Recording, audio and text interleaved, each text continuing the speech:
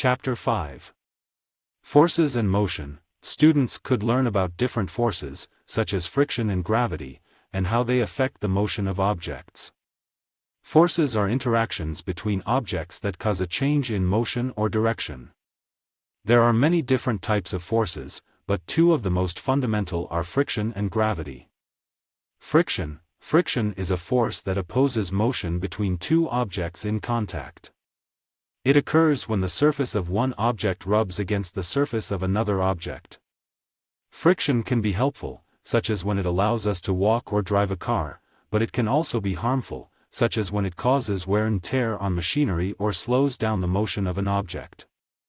The amount of friction depends on the types of materials involved, the amount of force pushing the objects together, and the roughness of the surfaces in contact.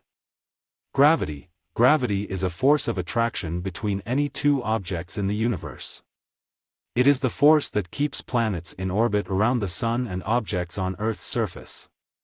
The strength of the force of gravity depends on the mass of the objects and the distance between them.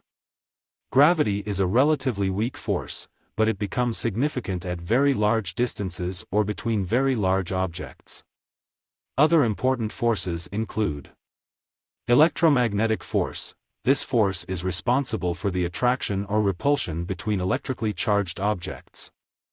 It is what holds atoms and molecules together and allows us to see and hear. Nuclear force. This force is responsible for holding the nucleus of an atom together.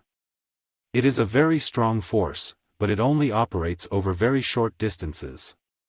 Buoyant force. This force is the upward force exerted by a fluid, such as water or air, on an object immersed in it.